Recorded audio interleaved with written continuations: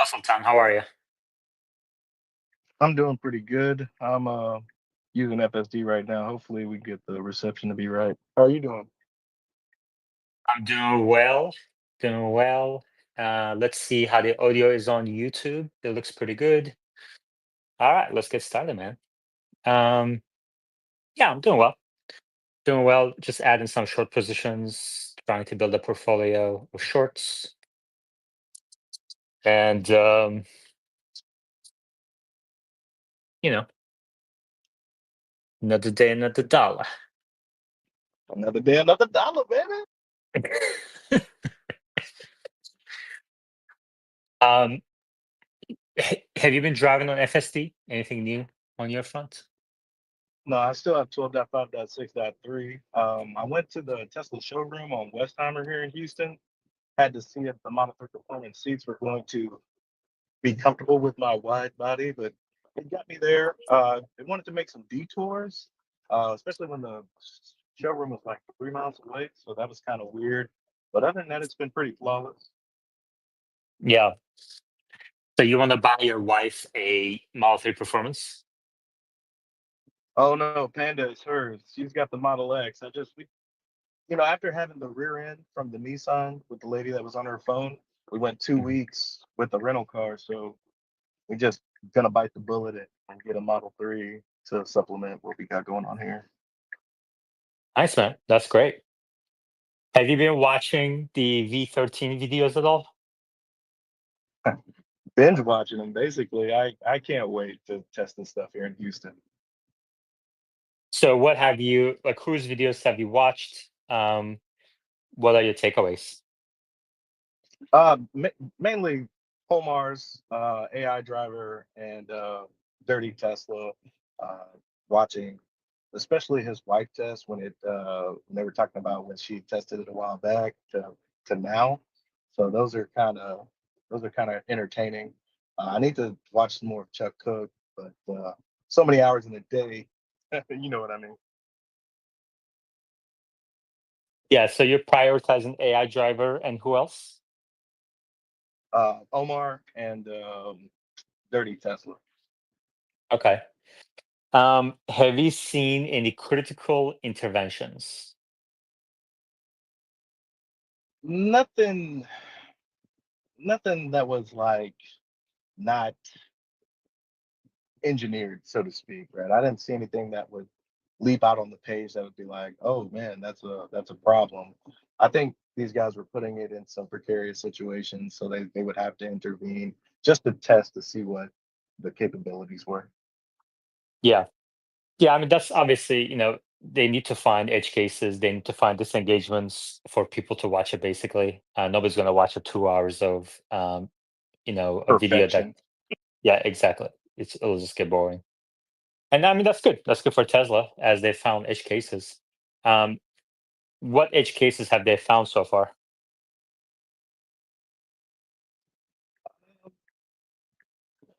Some I'd have to go back and take a real good look. Like I'm kind of like speed watching a lot of these things, but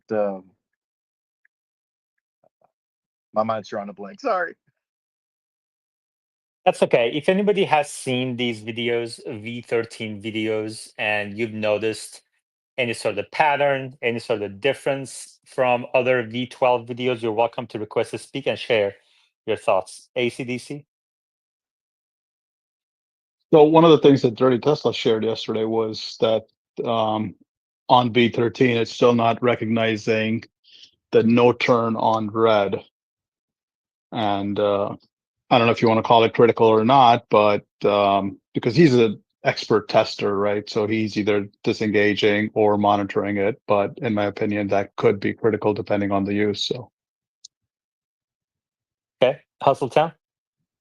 Uh, Coming back here on Old Town Katy Road, I just had a fire truck come by me on 12.5.6.3, and it handled it just like every other vehicle and recognized the fire truck. So I just wanted to mention that. That's crazy. Okay.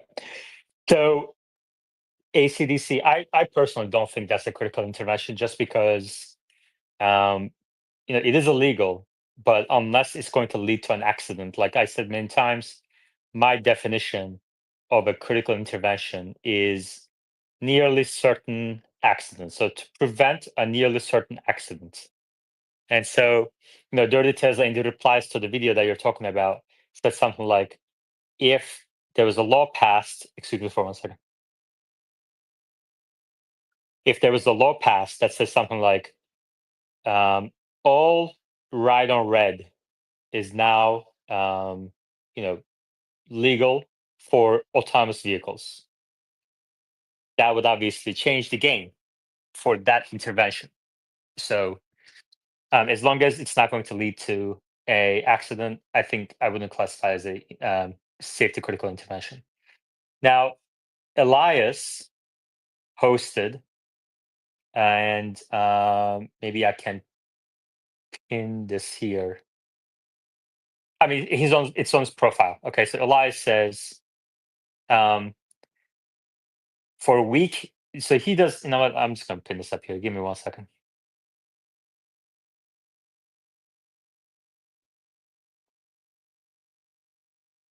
ACDC, go ahead. I was just gonna say, like, I'm not trying to pick out a flaw or anything. I think it's great. It looks fabulous. I'm excited to get it. But there are, stuff that they're gonna obviously work out. I follow personally Chuck Cook the most. I think he's most practical and really does some rigorous testing.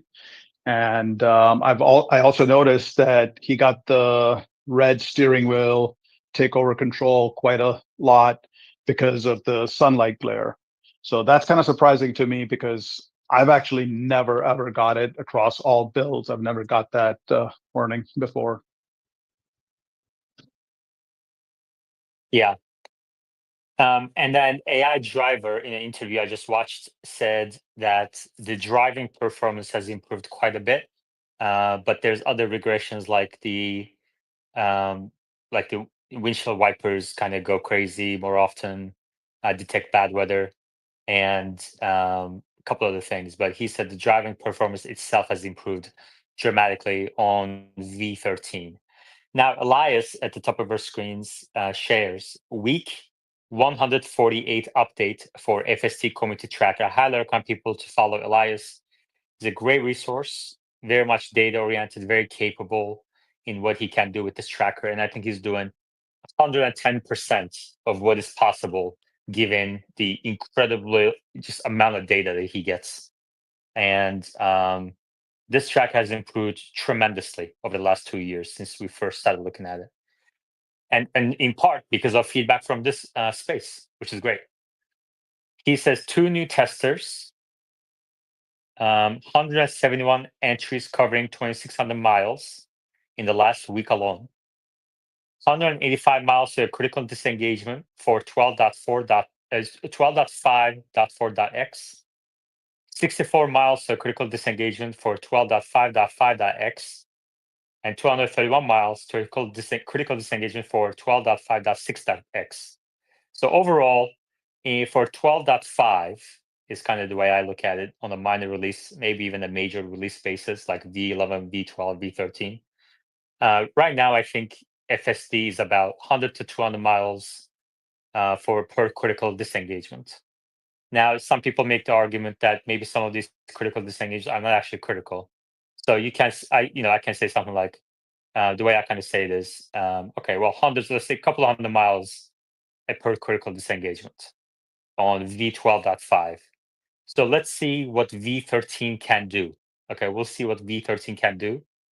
My guess is that once you have tens of thousands of miles logged in on V13, I think we're going to see an increase, but I think the amount of increase will disappoint people. And I don't think V13 will get to 1,000 miles per critical disengagement unless the methodology changes somehow. Okay. So in some of these replies below this tweet, okay, Elias says 22 hours ago, 12.3 was so good on the first release and got worse for me over time, just like 12.5.4. And as somebody said, asked how many interventions in the 60 miles for 13.2? One disengagement. Okay, so obviously this is not anywhere close by orders of magnitude to be statistically significant. But I think it kind of goes to show that safety critical disengagements are still going to be around V13. They're not going to get to like the thousands of miles level, tens of thousands of miles of level in V13. Very unlikely. And maybe future versions Tesla will get there. I have no doubt that Tesla will solve this problem eventually. I just think that it's going to be way farther than people expect for the reasons that we discussed in this space many times. And also, I think other offerings like Waymo and others around the world will ramp up as Tesla FSD improves as well. So I think how the market share will pan out, how the profit margins will pan out, revenues are kind of still TBD as far as I'm concerned. But maybe people smarter than me have figured it out already. I have no idea. Let's go to Magic. Any thoughts? Hey, no thoughts on this, but whenever you guys want to switch over topics, and I'll jump in. Okay, we have other topics as well. ACDC want to mention. ACDC, you want to talk about NVIDIA? No, it wasn't NVIDIA. It was something else. We could take it offline. I'll shoot you a message. It was just, Okay. I just want to offer a couple ideas about something, so we can take it offline. Okay. I'm happy to do it here, but yeah, we can do it in DMs or whatever too. Let's go to Luce. Any thoughts on this? Yeah, man. So I think no turn, no right turn on red. I think it's an important sign that has to be recognized. I think it's a critical disengagement. I think that a human cannot distinguish between an AI-controlled car or not. I think that this kind of inconsistencies, if we make AI cars being able to have different regulations, this kind of inconsistencies would lead to a higher rate of accidents. And so it's not possible until every car basically is autonomous. And so Yeah, I think, as long as the autonomous vehicle doesn't try going when there's another car coming, and you can demonstrate that in data, you can probably get a law passed that says autonomous vehicles will be able to turn on all right turns. So I don't see this, to repeat, I don't see this as a critical intervention. Somebody said in the replies in the YouTube live chat, says, Yaman, I appreciate what you're doing, taking the bearish side of things. It makes the discussion more balanced. I agree. And then he says, I hope you didn't change your holdings to reflect your bearish position. I definitely did. I am certainly net short. Okay. I don't know why people would think I would lie about this. That makes no fucking sense whatsoever. When I say I increase my position, I increase my position. When I say I open a position in this stock, that stock, I do all that. And then sometimes I see these replies. I'm like, no, you didn't. I'm like, why the fuck would I lie about this? That's ridiculous. People have some weird approaches to things, man. I'm telling you, like, some people just don't make any fucking sense whatsoever in their replies, in their approach to especially Tesla, but I see in other stocks as well. Luce? so Yaman, I will give you another example. Let's say a red for a crosswalk, okay? So AI can ignore the red as long as no people want to cross the roads, and human beings need to stop for the red. But at this point, human beings get confused by the AI car proceeding, and maybe they think it's green without checking, and maybe an accident will happen. So this kind of inconsistencies cannot be on the road, in my opinion. Okay. Robert, any thoughts on this? The regressions happen every time a new model rolls out. and it usually gets better within a few weeks, it's very possible that FSD 13 might slip a couple months, maybe even 4 months. So we're talking about March. Does that change anybody's position? Doesn't change mine. Well, I think that there are definitely people out there who are buying call options or adding margin or adding to their shares, thinking that V13 is going to lead to some sort of increase in the stock price. And maybe it will, maybe it won't.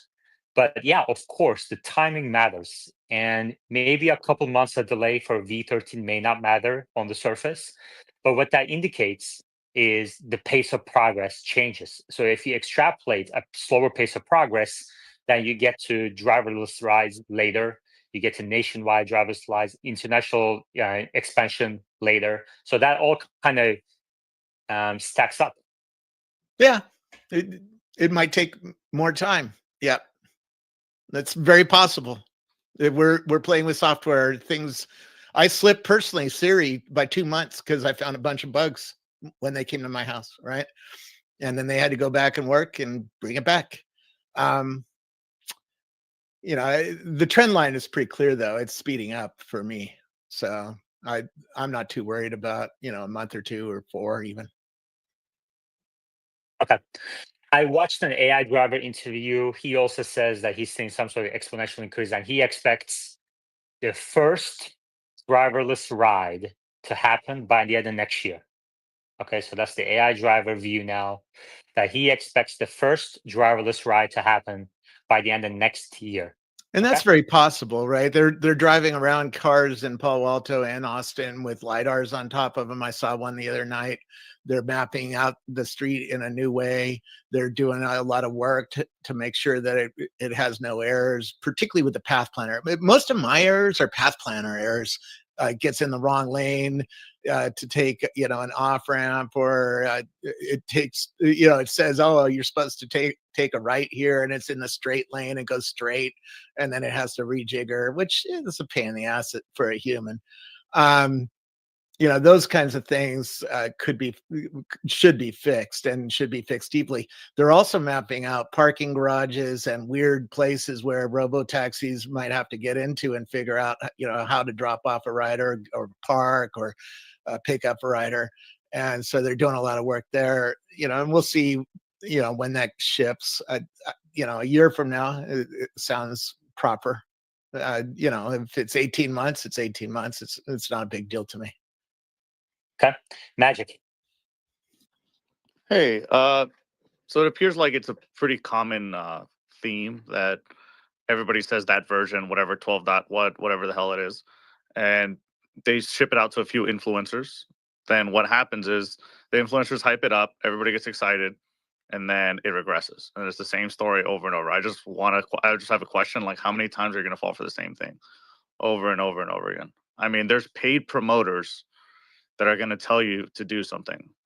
So just know that these are not objective people giving you advice. These are people that have a huge incentive to to trick you or to kind of get you to way that, and they're telling you, I mean, look, the number one rule is never take advice from someone that's telling you to go all in on anything. That is not good financial advice. No professional investment advisor would ever tell you that. Anybody that's telling you to go all in on any stock is a paid promoter, 100%. Or at minimum, a gambler. Now, I've met Chris, Dirty Tesla. I've met Omar. And I haven't met AI Driver in person. But I think I don't doubt their intentions. And I don't think they are paid promoters. And you have no proof of that. So please stop making accusations like that you cannot prove. Those are very, very serious accusation that actually, you know what? Unless you provide evidence of that in the next outside of X payments, okay, I'll give you 24 hours to provide evidence of that. Or do you mean the X payments? The X payments are included, yes. Okay. Anything outside of X payments? I'm not sure. I can't substantiate anything outside of X payments, but there is a direct correlation between X activity and payment. Yeah. I mean, I see this in the data too. Like when you say something that people disagree with, maybe against FSD, against Tesla, etc., the number of likes and reposts go down substantially. You may get more replies because people are kind of feeling these, enraged feelings and everything, but it kind of balances out. And but you can see what's happening as I short the stock to my number of followers, to my patrons and to subscribers have canceled. My patrons have canceled their memberships, and I've lost a few hundred followers. There's a constant barrage of negative replies, like all sorts of things that people are saying. Some of them I post, some of them I don't. Of course, somebody who of course this will lead to some sort of bias on the positive side for content creators. I mean, this is obvious. It's a fact. There's an incentive to have a bias towards being positive because of those reasons. But at the same time, I don't expect, especially, some of these people that I'm not going to single anybody out, but some of them are just really excellent, upstanding people. I have no doubt they're being fair and honest about these things. So, okay, Luce. I wanted to say exactly that. Okay, Magic. What do you want to talk about? So firstly, I don't know if the bull camp is kind of losing their mind over the compensation court case, but it's pretty open and shut. If you consult with an attorney, it's pretty straightforward. It's not politically motivated. It was Tesla versus the shareholders. The shareholders won. You didn't have to pay him an exorbitant compensation figure, so it's actually good. Your shares aren't diluted. So I just don't understand. There's just, if you guys want to donate to Elon, you can just have a GoFundMe or something. I don't know.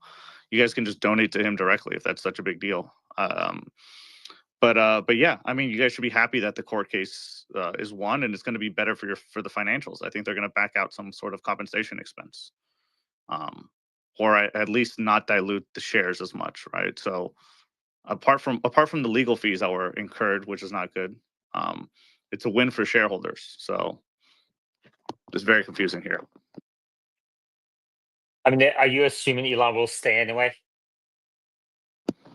I'm not sure. I think maybe they're going to try to push another compensation package in Texas, but this is positive because $56 billion, you're not being diluted by that amount. So as a shareholder, I think you guys should be happy there. Well, Now, only to the extent that you believe Elon would stay and would be just as motivated. So if you're making those two assumptions, then okay, just from a share dilution perspective, you're kind of right. But at the same time, this is a non-cash thing anyway. I mean, he's already the richest person in the world, and he's complaining about another 100. Like, what's going to change in his life? You're avoiding my question. Are you making those two assumptions? I'm making the assumption that I'm doing one thing at a time. Thinking about it independently, yes, it's good for shareholders. Assuming that he's going to leave, maybe I can see the point of that's bad. But if you are counting on somebody that's going to leave the moment that you don't pay his ransom, I think that's more of a, you guys should be more worried about being held ransom by the CEO. Let me ask a question to Robert along those lines. And Magic, please, there you go. Robert, do you think there's a possibility, like Elon mentioned earlier in previous months, that he doesn't feel comfortable building AGI or advancing AI and robotics in a company where he doesn't have control, at least 25%, I think he said. Do you think that the fact that now he doesn't get his compensation, let's assume for a second that the Delaware Supreme Court also denies it. Do you think that's going to lead him to develop technology in XAI, technology that he would have developed in Tesla otherwise? I think he already is doing that.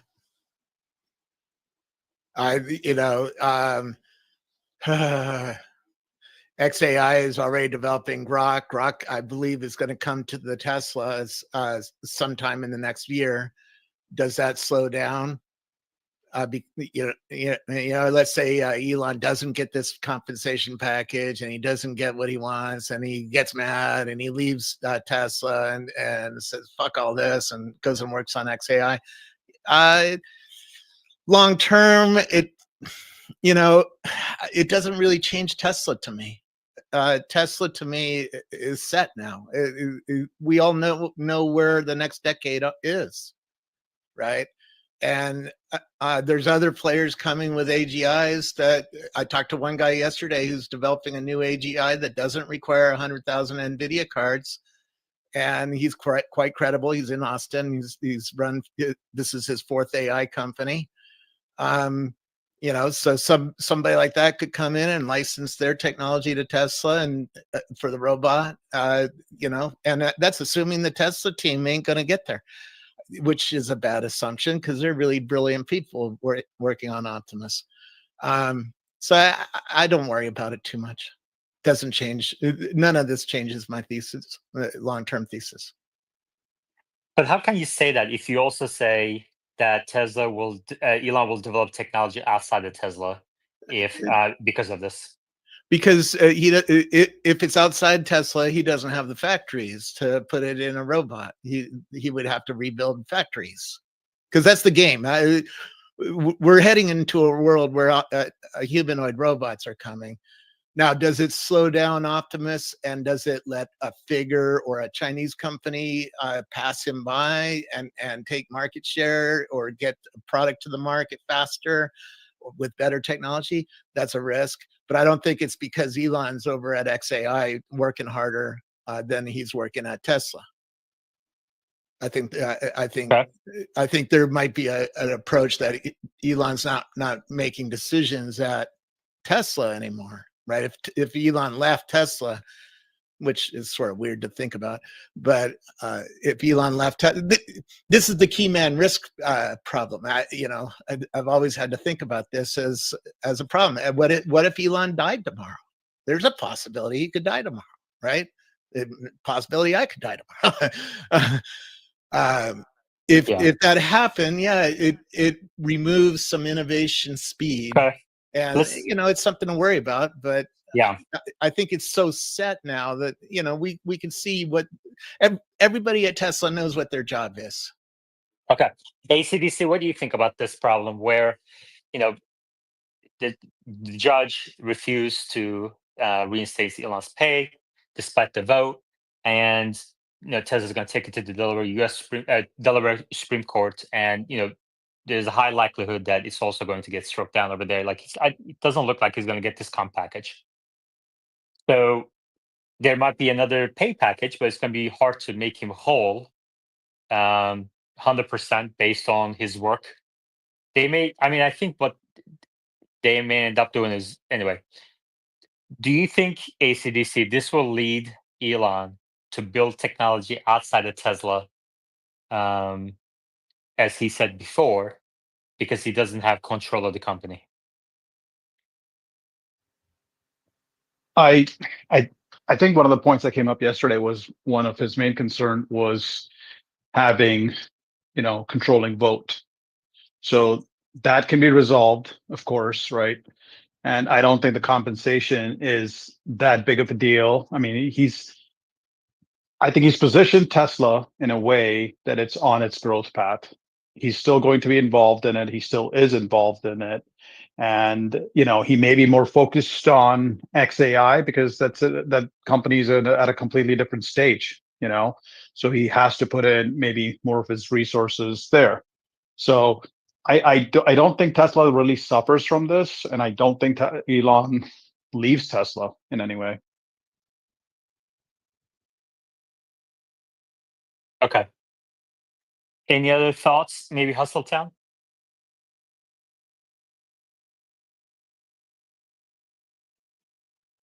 Oh, sorry, I just pulled in.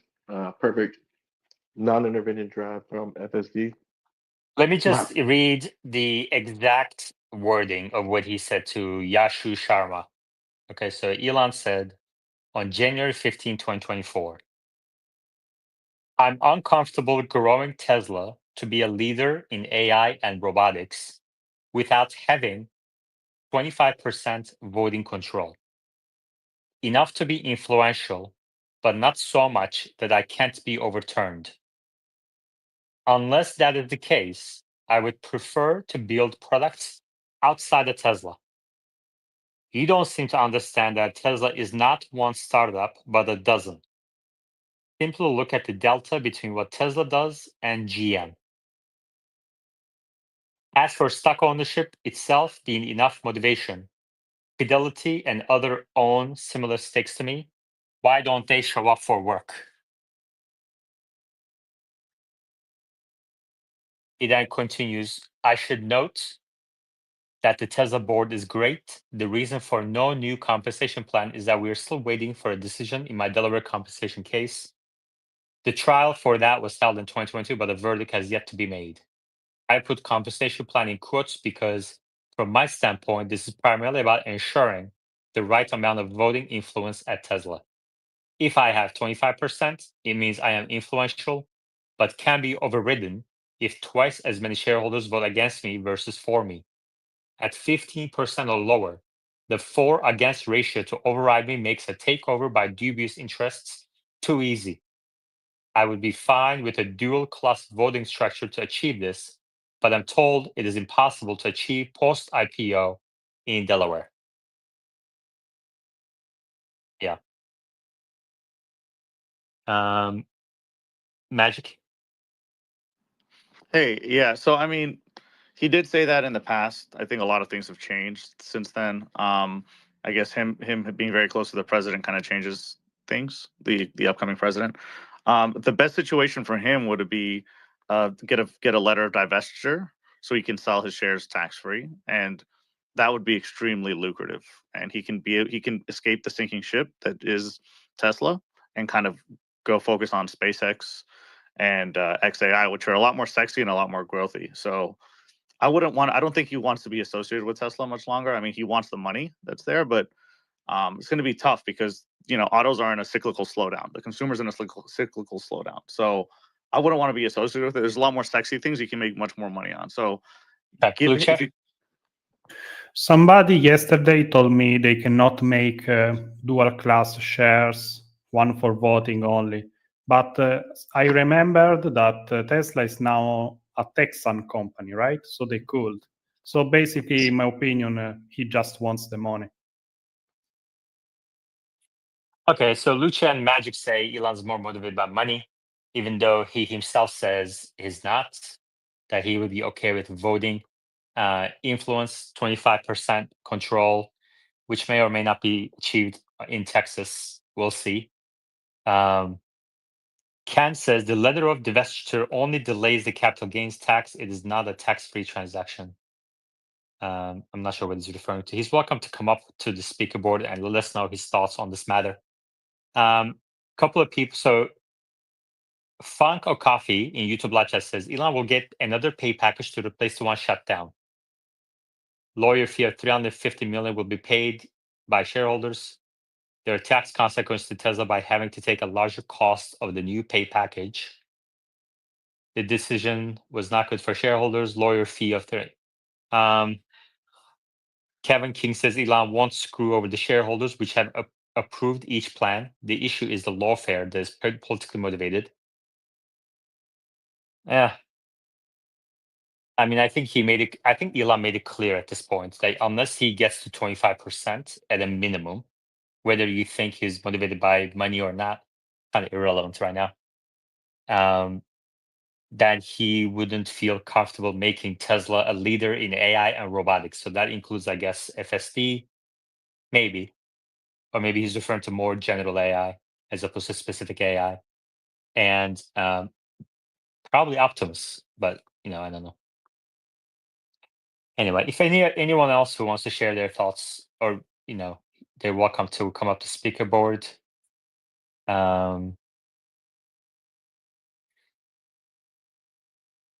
He says, I would prefer to build products outside of Tesla, unless that's the case.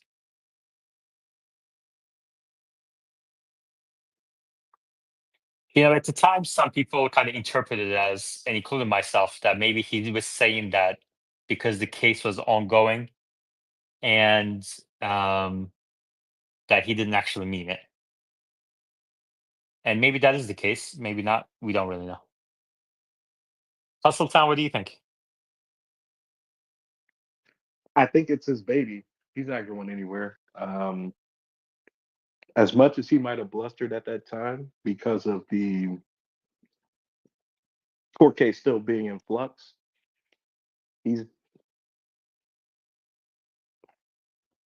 to say it's about the money. We're talking about the guy that's going to be the first trillionaire.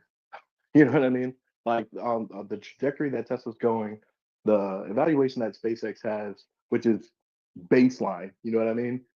It's not about the money for this guy. He wants the control, and he doesn't want anybody like Ross Gerber coming in and trying to make this an automotive company when it's something far greater than that. That's all. He's not going anywhere.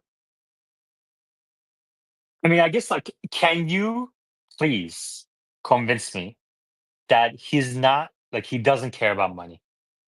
I think that's really difficult to prove for the richest person on earth. I mean, everything has, the means, the ends justify the means, right? He needs money to make some of these things happen, right? Mars doesn't happen if SpaceX goes bankrupt, or, Optimus doesn't happen if Tesla doesn't have the money to fuel these projects, right? As I want to say, Magic would say, is that he uses, probably Gordon Johnson, he uses this as his personal piggy bank, right? He uses the shares to buy Twitter, right?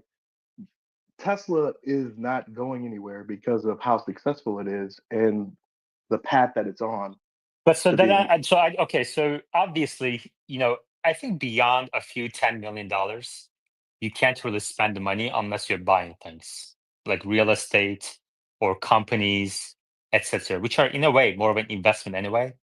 So I don't understand then if he's using the money to buy Twitter, which obviously increases influence,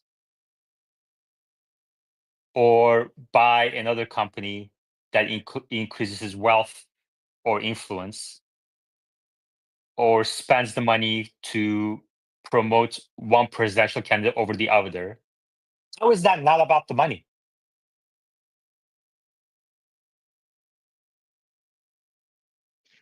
Again, he's just using the money to get what he wants, right? I mean, it's not That's what a everybody matter, does. That's literally true but for it's on a every single person. but it's on Even a when you different go to scale, Trader Elon. Joe's, and buy tomatoes, you're using the money to get what you want. It's on an entirely different scale, right? It's not. The fact of the matter is, he had a compensation plan that was stock based, right? So if the company did well, he was going to benefit from this plan. If the company was going bankrupt, like many of the analysts said at the time, he would get nothing, right? He would just have to pack up and grab his cane and fish like on Monopoly and say he's bankrupt, right? So he bet, he won, and lo and behold, this thing's worth over $100 billion now. That package that nobody wants to seem to give him. If it was purely about the money, he wouldn't have so much invested in the company. Well, I don't And understand, but that's nobody's making that claim. Like, nobody's saying he's just financially oriented. That's the only thing he cares about, and that's why he's doing any of this. But to say, but that's the opposite of that is not. It's not about the money at all either, right? And I never speak in maybe he has absolutes. goals. Maybe he has goals to achieve, and he needs X amount of money, this amount of money, etc. But that's literally true for every single person on the entire fucking earth. So I'm still yet to see. Like, I don't think you can actually. I don't think it is even possible to. But anyway, let's hear Machine.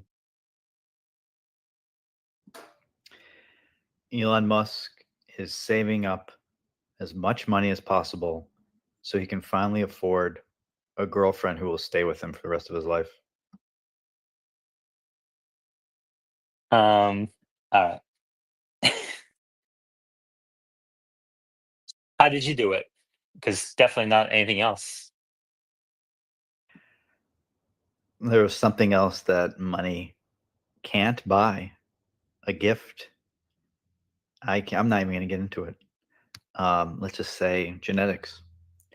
Okay.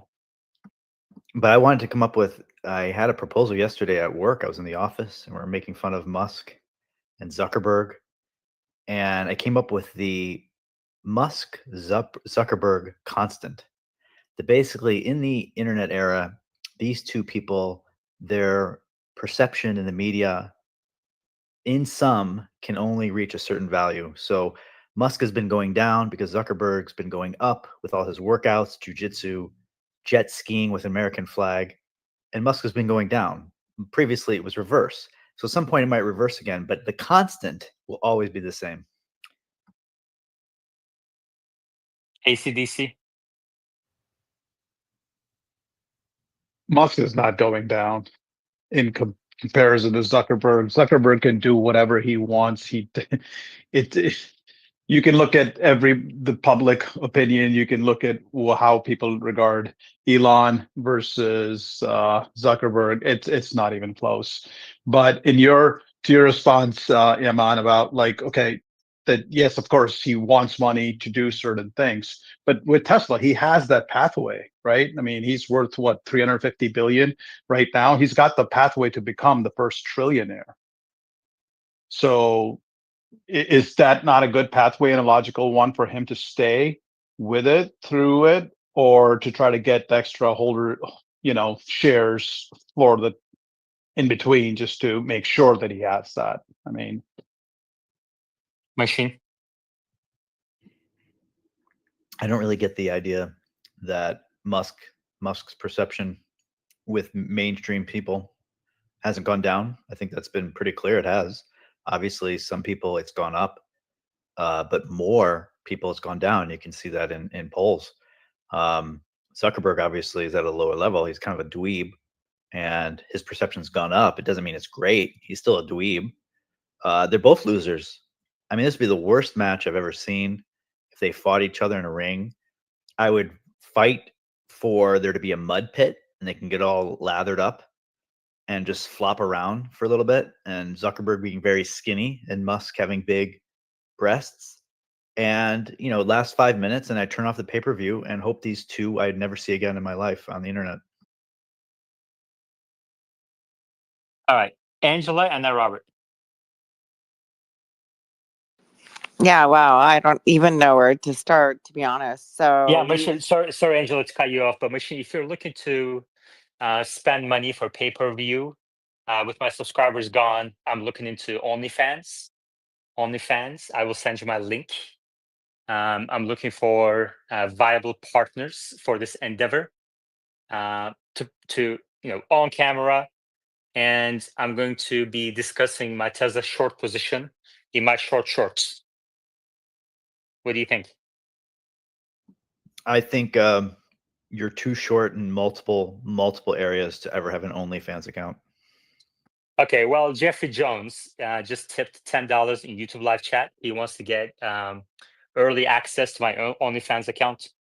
And but Jeffrey Jones also says, Musk cares about colonizing Mars. Using Tesla as a source of wealth would be preferable to starting a new company, as a latter will require more time and dedication, which would affect the Mars goals. Yeah, I think that's a fair view. Sorry, Angela, Robert, and ACDC. I'll try to be quick. I don't know why Machine is like all fixated on people's body structures. So I would check yourself at the door on that one. But second of all, the compensation package, I think it's a stand-up proposal, right? So this is a contract he had. So how do we want to fight that? Like that is a signed contract. That's a proposal that was written in documentation for his performance on top of it, which if you've ever worked for corporate America, you are based on your performance. And he fulfilled that objective. I don't understand why this would be a problem. Have you read the judge's decision?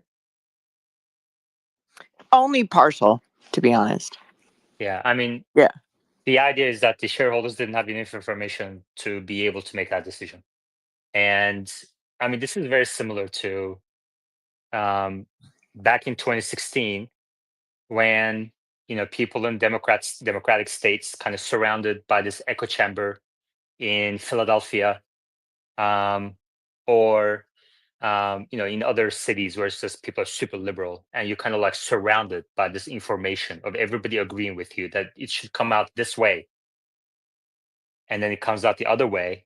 You kind of start questioning everything, and that's what's happening right now, I think, in the Tesla community, where people who haven't even read the decision, just looking at tweets of others, what's getting most likes and reposts and the views and everything in this echo chamber, not understanding the true nature of the decision here. So, but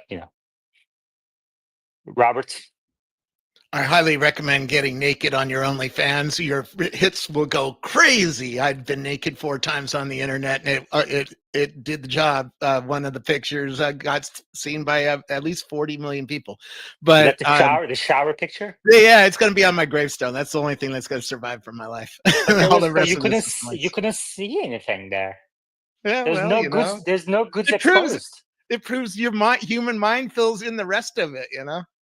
Yeah, that's the point, right? Oh, It's yeah, sexy maybe I will and do you know that. it. But people want to see my short shorts. Every July, Mark Zuckerberg and Elon Musk go up to Sun Valley, Idaho, and hang out in the big ass hot tub at the lodge there, at the Allen and Company event. So they should get together, smoke some weed, and do a VR fight. And that would help Mark Zuckerberg sell his VR device to everybody. And Elon should have a part of that, right? Maybe a test lap inside your VR headset.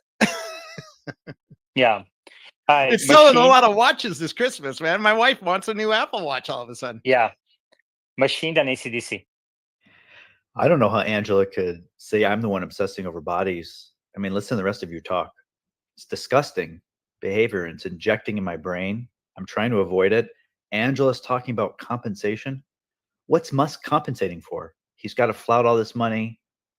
Why? Does he need a big truck like everyone else has a big truck? Does he have size 6 feet? I'm not worried about this. I have size 12 feet. Okay. Let's take a moment to imagine Machine's package. Okay, great. ACDC? Wow. You want me to speak after that? Give me 5 seconds. I really need to clear my mind there. All right, why don't we go to Magic then? ACDC taking hot tubs and mud pit fights apart, okay, in terms of perception, okay, one of the guys is in the White House while the other guy is knocking on the door, okay, that's what the perception is right now. Yeah, and that could even apply to Sam Altman. Magic. Hey, really quick. Let's going back to the court case was really quick. It's complicated legal corporate law. So if you don't understand it, I mean, most people will not understand it, and unless you're a nerd in terms of securities laws on that, it's going to be complicated. But I'm telling you that the case is pretty solid. So if you haven't read it, please read it, and if you still don't understand it, consult with an attorney. If you want to, if you think it's very rigged, I think they would come to any reasonable person would come to a same conclusion. Secondly, Cybertruck has stalled production. Not sure what the scope is, but that's not necessarily a good sign for demand. I wanted to see if anybody else here had. Yeah, they pause production for 3 days. Robert. Yeah, that's what I was going to say. 3 days. This has happened several times at Fremont, and then it goes on and sets records. So, I don't worry about 3-day closure. This closed for a month because there's a fire, or if there's a real demand problem. I don't believe this is a demand problem. I believe it's a supplier problem that went on. So, if it becomes a trend and it's closed 3 days every 2 weeks, then I'm going to worry about it. But 1 3-day closure is not enough to get me out of bed. Okay. All right. ACDC. So I do beg to differ on that. Apart from the 3-day closure, as far as the Cybertruck goes, we went from a 2 million reservation list for the Foundation series all the way through, and then we went to the base version to the 2 million all the way through. After that, we went to an order phase, and now the Cybertruck is available on inventory. So this all happened within 1 year. So I'm not sure what you all make of that, but this doesn't speak highly of the pent up demand on the Cybertruck, in my opinion. Robert, Dan Luce. I've been interviewing Cybertruck customers, and they all love their trucks. So I'm not worried about the demand because it's a bad product or something like that. It's an expensive product. I see a lot of them around Silicon Valley, so I know somebody's buying some of them. And even if it is not selling well, in China, Tesla is doing fucking amazing. So that is going to hide a lot of weakness even in Cybertruck. And a new Model Y is coming. I'm not too worried about any of this. Okay. Any other views, Machine, about Cybertruck? I'm not sure. I think You can. pricing it so high. It's okay. It's okay to say I don't have any informed opinion on this topic. I It's do really have- okay.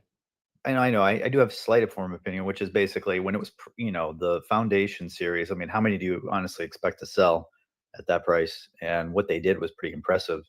Now that they've cut the price and it's under, I was checking, right? It's at 80,000. So does it qualify now for the EV credit? If that's the case, I don't know if it is. Then if they're not pulling demand through at that 80K point, it's kind of lukewarm, I would say. I mean, how many $80,000 vehicle trucks are you expected to sell? So, I don't think it's bad nor good. Yeah, I mean, ACDC, the 2 million reservation was obviously at the price point of 39,000, and the reservation amount was very low. So, we've always said it doesn't really mean much, but I do think Tesla will go on to sell millions of Cybertrucks eventually. They just will have to probably reduce the prices. But if you look at the raw material prices, they've actually come down to when the event happened back in 2019. Like a lot of the key raw material prices are pretty much at those prices. So I think it's going to be a highly profitable product. I think it will generate billions of dollars for Tesla eventually. And I've driven it. I think it's great too. But I think the price will probably have to come down quite a bit to compete with some of these ICE vehicles that are on the lots at very cheap prices today. So it will also take some time to grow on people. I think every one of us here have kind of had a negative reaction when we first saw it on stage, and then it kind of grew on us. I don't think when they first, just if you go back to how you felt in 2019, November 2019, when Elon first brought this vehicle onto stage, how many people do you think would think that there will be tens of thousands of people buying this product at $100,000 plus? And so I think it's an open question at this point, what the demand will be like as they lower prices. It was always surprising to me that after it came down to 80,000, it's now available pretty much for anybody who walks in. That's a little surprising, but that has probably have to do more with high interest rates than anything else. And then as interest rates decline in the coming years, and on top of that, Cybertruck prices decline as well, and on top of that, it kind of grows on the population. I think you're going to see millions of Cybertrucks on the roads one day. ACDC? So right, and I'll just share my personal experience with it. I test drove it last month. I brought it home. I tried to put it in the garage. It actually ended up fitting in the garage and everything. But as soon as it came down to 80,000, I contemplated it and I was interested in buying it. And I thought, okay, I better jump on this because it'll be a while to get it. And it was entirely a different experience. Tesla, most of the people here are Tesla owners, you know that there's nobody coming after you. You know, you go in, you price your car, or you buy it online, you go in, the delivery itself is like less than 5 minutes, right? There's no sales process. And I've never been followed up more on before than I was for this. You know, there was multiple people calling me, setting up the appointment. I mean, there was such a big push that it seemed a little desperate from my side and my prior experiences with the Tesla sales process. Okay, Magic. Yeah, I mean, thanks for sharing that insight, ACDC. And I think that kind of goes in line with what we're saying. I think originally the bulls were highly optimistic in terms of deliveries and demand, which is obviously a lot lower. I mean, we can all agree that demand is a lot lower than originally projected. And people delaying production a few days here and there. I mean, yeah, maybe one time is not a big deal, but it's such a new product, delaying production is not a good sign, especially if you want to sell millions. So keep an eye out. I think demand's a lot worse than you guys think, but let's see how it goes. Okay, Wave.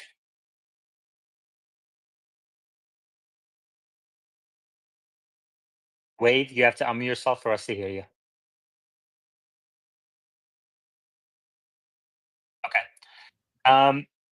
Go ahead. Machine, have you seen these V13 videos? What do you think about the initial content that's coming out from a handful of people?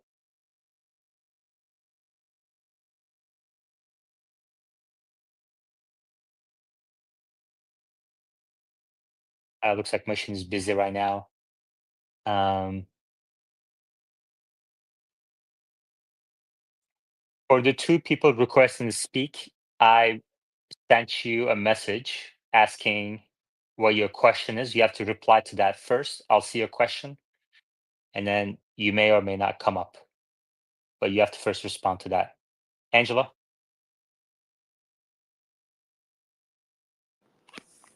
I guess my question is around the price of the Cybertruck. I mean, why are we so focused on it? I think we have to have a conversation about, is an increase in price positive or is a decrease in price positive? Does that make sense? I Yeah. mean, sorry for the dog. I think your dog has no opinion. What kind of dog do you have? He's a miniature American Eskimo. He's beautiful.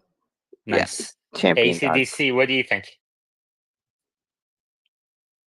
Well, for Tesla's purpose, the decrease in price is positive because Tesla's model is not the Ferrari model where they're trying to sell high-end cars in limited production. Their model is mass production and more cars. So a decrease in price is what Tesla wants.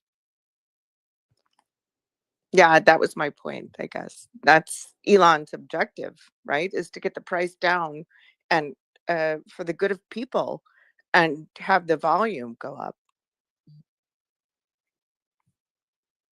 Okay. Any other questions, comments, views? This morning on the macro front, we got an ADP jobs report. U.S. private sector growth falls short. So as I mentioned many times, one of the reasons why I'm short Tesla and 7, 8 other stocks is that I think the probability of recession is higher than people think. U.S. private sector added 146,000 jobs in November, according to ADP. This is, of course, a different report than what's usually grabs the headlines. That's going to come out on Friday. But it was supposed to be 166,000. It came in 146,000, lower than the revised figure of 184,000. Despite the job growth shortfall, wages continue to rise, with job starts seeing a 4.8 increase year over year.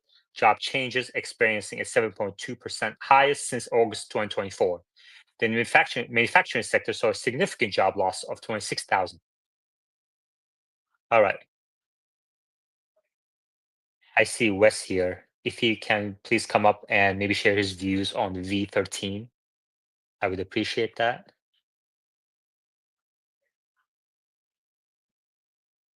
Yeah, Angela, I think obviously you want your product to be. I mean, Tesla wants their products to be purchased by millions of people, maybe eventually tens of millions of people, and the demand does make it possible for more people, or the lower prices make it more possible for more people to access the products, especially in an environment of high interest rates.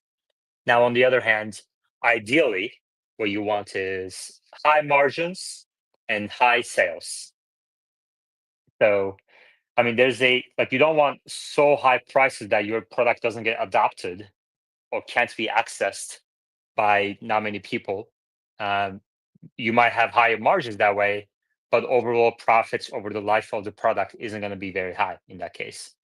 But you also don't want to have to cut your prices 50, 60, 70% just to you don't want to compete just on price either. So I think Cybertruck's success from that perspective is TBD. How valuable Cybertruck product will be for financial purposes is still TBD. But just looking at the raw material prices that I'm seeing, I think that Tesla will eventually end up selling millions of them. But we'll see.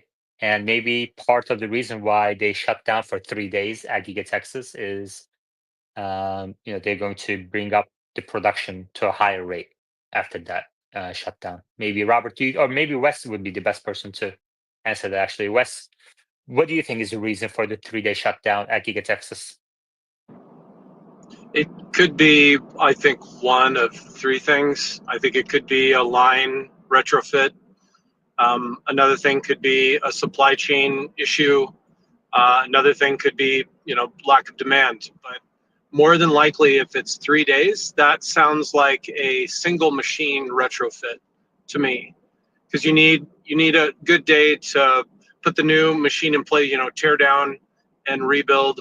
You need another day for validation, and at least another day for high yield. So that is usually what that means. When they do, they used to do a 2-week shutdown in Fremont, and we would do that because it required many machines. We do many at one time.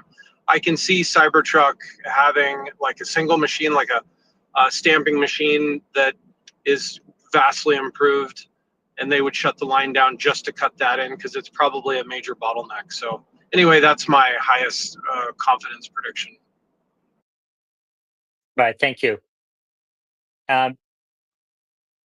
So Tesla stopped taking orders for I think it was $69,000 version of the Cybertruck, or was it the entry version, the standard range version?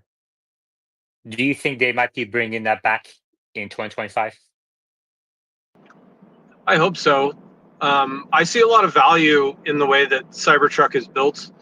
The cost of materials seems low overall, and at a higher run rate, those should continue to decline nicely. So from a first principles perspective, it seems like that is still in place. It doesn't. I'm not seeing anything that's crazy expensive. This flat windshield is enormous, but it's flat. You don't have to bend it. You don't have all of the eccentricities of bent light through it. That's a overall positive. I'm not seeing anything with steel that's bad in the field. It looks like it's wearing well. You don't want to put a magnet on it because it does corrode the exterior, and I found that out too, like a lot of other people have, and it's easy to fix. But at the end of the day, it's wearing well for me. I still think mine looks great, and I haven't had any other issues associated with the vehicle. So I still feel like cost of goods is low, and it will continue to get lower, and they just have to improve the manufacturability, which I think they are, and that goes hand in hand with the large machines that create these bottlenecks. So there you go. Thank you. now that raw material prices have come down to 2019 levels on many fronts, especially lithium, do you think there's a chance that Tesla may eventually introduce the $40,000 Cybertruck, that the price that they advertised in the unveil event? That's a tough one. That's a lot of money that has to be cut out of the build and increase manufacturability quite substantially. But we are talking hopefully about the new dry cathode and anodes and that particular battery type, which should hopefully enable them to increase efficiencies how that cell is made and increase the profit per cell substantially. So hopefully that one is doing well, and we see that in production at some point, hopefully in the first half of 25. I'm hoping to see or hear that in maybe in Q1 earnings this coming, hopefully late January. They will talk about that. So can you say one more time, you hope to hear them talk about what at Q1 earnings? The dry cathode and anode process, Okay. hopefully the final iteration of the 4680 that they talked about at Battery Day. Okay, cool. All right, I also want to ask, so any thoughts on that topic, Cybertruck? Any of Wes's comments? Anyone? ACD, Sultan, Angela, Robert, Magic? Yeah, I had a Cybertruck on order, and my wife killed that idea. It still is seen as a very polarizing design from the outside. Now, she later got a ride to drive one, and she has changed her mind about it. But that was a huge factor. She didn't want to be one of the people that kids come up to on the at a supercharger or at work. She didn't want to stand out that way. She's not that kind of person. So I think there is some effect there that many people are not willing to buy that vehicle for that reason. And we'll see how they overcome that. I think over time that goes away because it becomes normalized, and you see a lot more of them around the freeway. Then you start thinking they're just regular everyday trucks. Where right now even here in Silicon Valley, they stand out, and they are very eye-catching and very polarizing. Sultan? The only thing that stands out more is the Oscar Mayer Wiener truck, and for the exact same reasons that Robert just said. My wife's like, the first person that comes up to me, we're trading the vehicle in, and I was like, all right, we're not getting it. Okay. Wes, 2 questions. One, do you mind sharing if you own any Bitcoin or other crypto? Yeah, I do. I own BTC and ETH. Okay. Is it a significant portion of your net worth, or is it kind of like 1% allocation that most people seem to be doing? No, it's just a small fraction. It's something that Okay. I dabbled in. Yep. Okay, gotcha. What do you think about the announcement that came out of AWS recently? They talked about their Trainium 2. They mentioned that they're seeing an improvement cost per compute versus what they got from NVIDIA and the Hopper platform. And of course, Blackwell will be top of line again, ramping up throughout 2025. And the head of AWS also said in this interview I watched that they're seeing an up to 2.5 times increase with Blackwell versus Hopper platform. What do you think about Trainium in general and those comments around improvements for Blackwell? I'm looking for standardized benchmark analysis on Trainium 2. I haven't seen that yet. We will know when they submit. If they don't submit to the MLPerf, hopefully people are familiar with that, or you can grok it. That is like the end-all be-all test for customized ASICs and or any other type of accelerated GPU like NVIDIA. They're basically the only game in town. Every year or every half a year, they do the training chips, and then the other half of the year they do inference chips. So Intel has tried to compete, Cerebras, and a handful of others. I'm hoping to see TENS torrent there as well, but that's kind of the end-all be-all is MLPerf.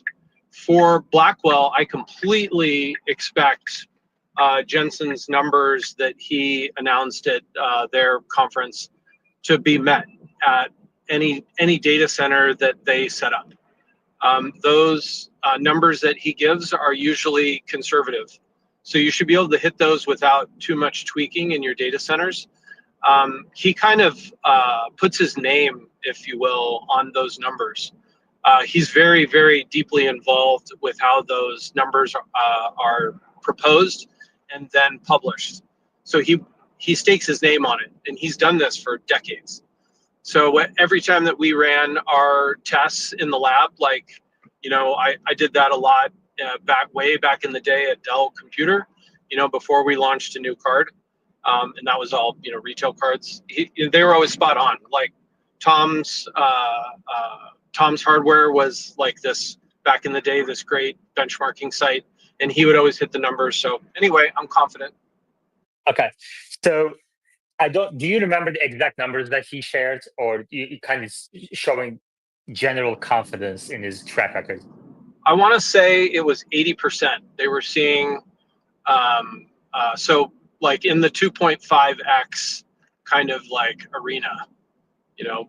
So I feel like there's obviously you're going to see different performance on different models, but at very large scales, which is what I think he's talking about. You'll see the performance that he talked about, and I don't remember the exact number, so don't quote me. But you will see that number at large model scale with the drop-in replacement. You know, you pull out the rack of the old chip and you rack in the new Blackwells, and it will do what he says it'll do. Like I don't doubt that. Okay, thank you. So I posted today in the poll, how much more powerful do you think NVIDIA Blackwell chip is compared to Hopper, its previous generation AI chip platform? And someone replied with, Blackwell is 60% faster, 25 times more energy efficient, and 6 times larger parameter window. Wes, which one of these is most applicable when the topic is FSD?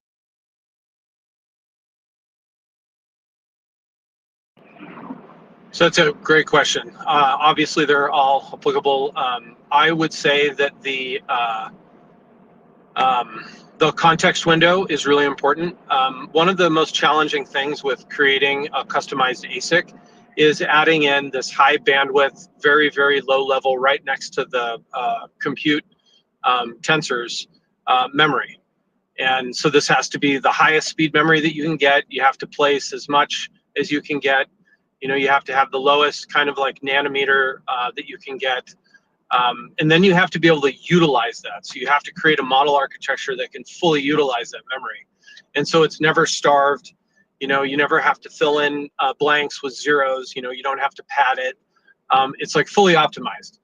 And so I expect that is kind of like the biggest leap. That was the thing that we always wanted more of. You know, when we're creating a model architecture, we're like, you know, like, how much memory can you give us, and how fast is it, and you know, how fast can we do a TikTok? You know, you do a compute, and then you spread out, you know, the answer, and then as that answer is spread out, you can do another compute again. And this is kind of like the bottleneck to training. So hope that helps. Okay, thank you. Do we know if Cortex, I mean, obviously it doesn't have Blackwell at this point, but so Cortex, I'm guessing, has a mix of H200s, H100s, Dojo, and even A100s. Would you agree with that? Yeah, I'm sure there's a mix, but I wouldn't think that they would train across all of them and expect, like, you know, all of them to act in parallel. You know, all of them to act as one. Because they all have different eccentricities. They all require a different infrastructure, that type of thing. There's no kind of like unified infrastructure yet until Chris Latner gets his Mojo platform like fully released and optimized, you know, for large scale compute. which could be hopefully this coming year. Until that's kind of like available, there's mitigating architectures. Okay. And then the final question I have for you is back to our conversation from yesterday or the day before. We were talking about Microsoft's cash balance. Have you thought about that some more? Maybe looked at anything? Do you have the time to do any of that? I actually didn't. Okay. I've been busy with many projects, but I'm happy to if you want me to. I can do that for later, or tomorrow rather. No, I just wanted to kind of, I mean, because NVIDIA is a large position for you. Is that right? No, not as large as it used to be. The only reason that I've trimmed is because I'm seeing FSD on a much better pace. So I want to make sure that I don't miss that. Okay, so you reallocated to Tesla. Gotcha. All right. Any thoughts on the V13? Sorry, one more question. Any thoughts on the V13 videos that you may have seen? Oh yeah, totally. So Chris, he posted a video this morning, Dirty Tesla, and I really appreciated watching that video. He talked about not having any like major regressions. It did look like it went through a bit of a red light, a little aggressive, but it's interesting because later in the video, there was this very interesting like reward kind of trade-off that it made where it was kind of stuck in an intersection. His screen blacked out, so I couldn't really tell when the actual trade-off occurred, but it looked like it made kind of a very valid, complex decision to ensure that it wasn't stuck in a busy intersection, as the light may have not, kind of allowed that to transpire in a good way. And so I really appreciate that video. It also did some complex planning in a parking garage that I thought was really interesting to watch. I obviously need to see more kind of demonstrations of this to really understand what's going on. But it looks like these kind of like complex trade-offs that it's doing in real time are better than I've seen in 12 version. So I'm pretty confident. And the regressions I'm not really seeing at this point. I'm also looking for features. I gave Chris a list of the things that I was interested to see, like how well it pulls out of like a 45-degree parking spot, head in and like, kind of back out or pull out. We have those in Seattle, or as well as a parallel spot. I think those would be interesting to see how it handles those. So all in all, like I really like 13 so far, but we have to see it go out wide because they may, kind of like clamp it down a little bit as it goes wide if they're seeing, any type of regression. So that's my thoughts so far. Okay, thank you. ACDC? A quick question for Wes.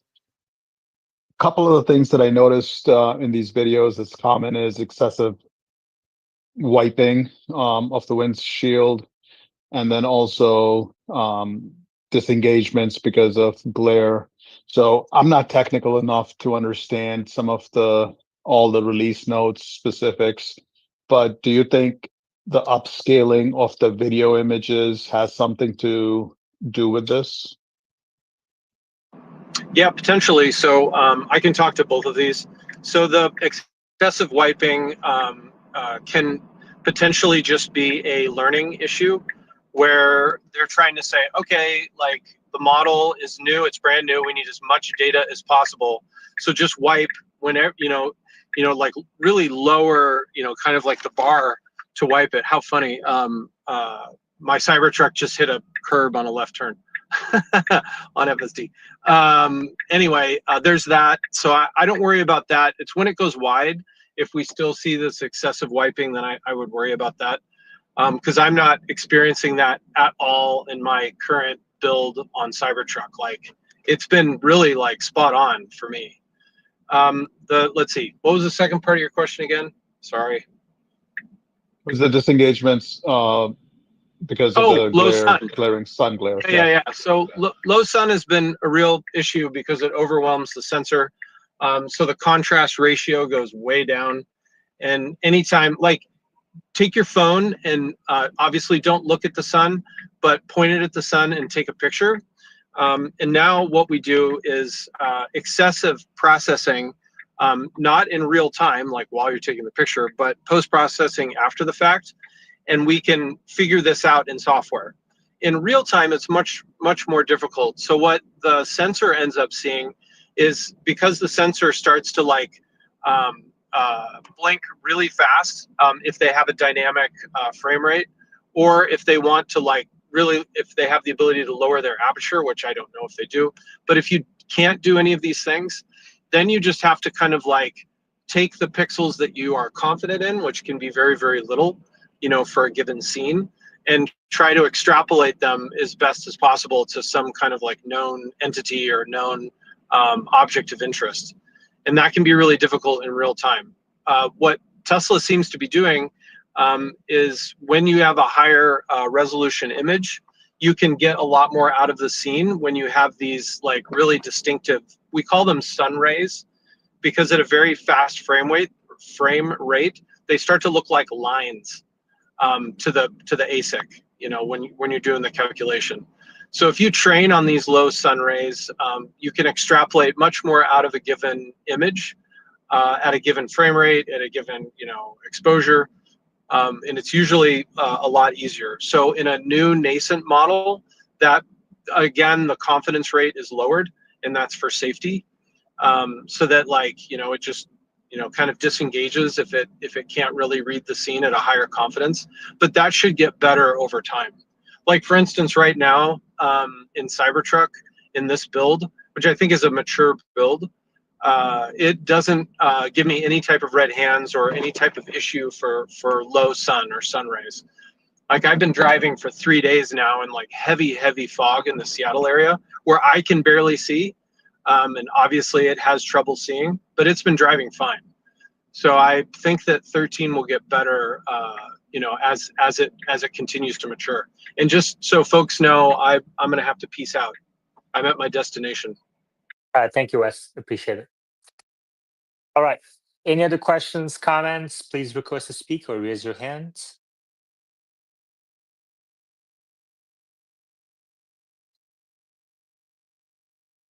ACDC, any comments on NVIDIA? Not really. I don't follow NVIDIA as much, but I'm surprised that with Amazon's introduction of Trainium, that it's up a couple bucks today, I think, $2 or $3. So I don't know exactly what the news is. I'm just surprised to see it up that much. Yeah. Yeah, I mean, it's kind of at the high, close to the high of its all-time high. It's at 150, I think, is the all-time high. Let's see. 152.89. And it is possible they can go up further, of course. But I guess we'll see. We shall see. I increased my position a little bit more on NVIDIA short. Surprised you don't follow it. I mean, such a central company to a lot of different things. You know, if you're investing in AI in any shape or form, I feel like just their product timeline should be important to any sort of analysis. It is, and I do follow it in a passive nature. It's just, you know, once it gets over a certain valuation, it just falls off my radar.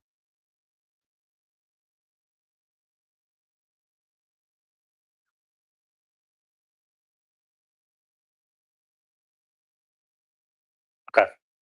Robo rights? Yeah, I just wanted to run an idea by you guys.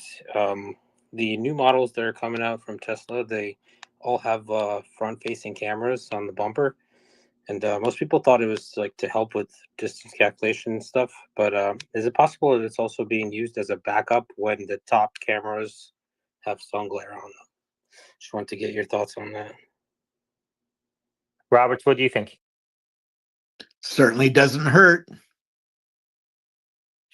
I think it's to see kids maybe by the front bumper where there's a blind spot from the windshield cameras, but certainly doesn't hurt with sun glare. More cameras gives more data to the AI, so it can see more things, particularly when blinded in a few of the cameras. Okay. Did the cyber cabs that Tesla was showing at the We Robot event have a front camera?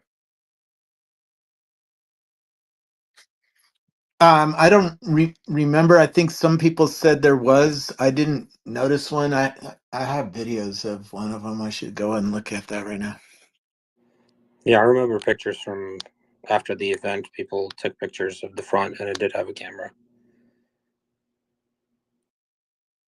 You're saying the Cybercab had a front bumper camera? Correct. I think Dirty Tesla is the one who posted it first. Okay. Yeah, there you go.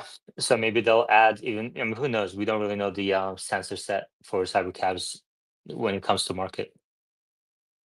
TBD. All right. Any other questions, comments?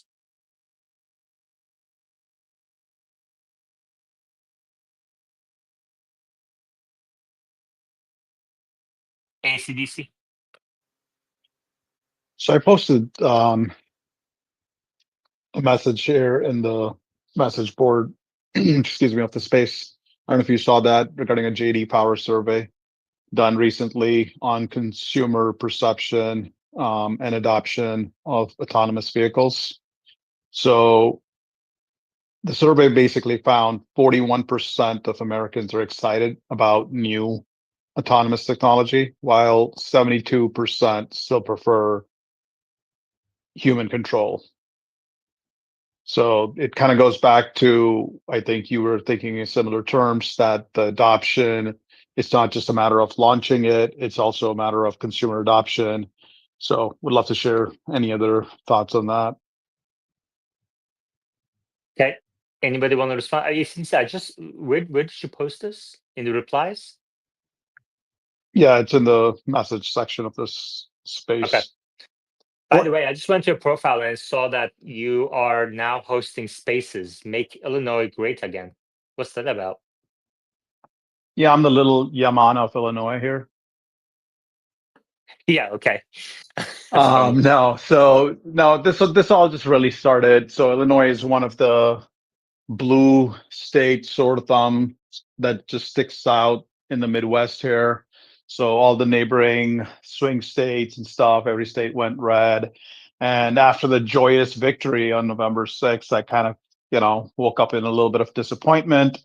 And, I just thought like, okay, what can we do here differently? So it's just a way to start a grassroots movement with some of the prominent accounts, prominent groups, prominent speakers from Illinois to get more people engaged, because the voter turnout is really, really low in Illinois and specifically in Chicago, which ends up controlling the voice of the whole state. So, and it's been pretty good. I mean, we've got some really good speakers speaking every week and joining us. And I've taken a lot of tips from you, so it definitely helped. Really? What did you take? Moderation in moderation. Moderation in moderation. That's what I kind of took. All right. Robert, then Wave. Ford's CEO told me a decade ago that their customer research showed nobody wanted an autonomous car back then. This is what business leaders often make a mistake on. They don't understand that the consumer changes over time as new products and new ideas are introduced to the market. We could argue whether that's too slow or too fast, but the fact that a few percent is now, I mean, I have an autonomous car in my garage. Whether you can call it a full autonomous car or not, I don't care. And in San Francisco, Waymo and others are driving people around without humans in cars, and their rides per day are going up.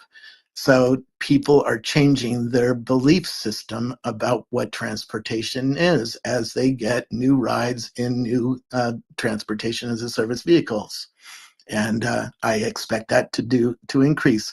I did a lot of research for Ford, going around America asking people, "Are you willing to get in a car without a steering wheel?" And everybody said F no, including in San Francisco, by the way. This was a decade ago. One guy in Kansas told me, "I'm a narcissistic control freak, and there's no effing way a computer is going to drive me around." But you ask a second question, well, what if a car drove to you and then give you a choice? You could manually drive, or the car could drive. Everybody's changed their answer to yes, and that's why I knew the consumer would change.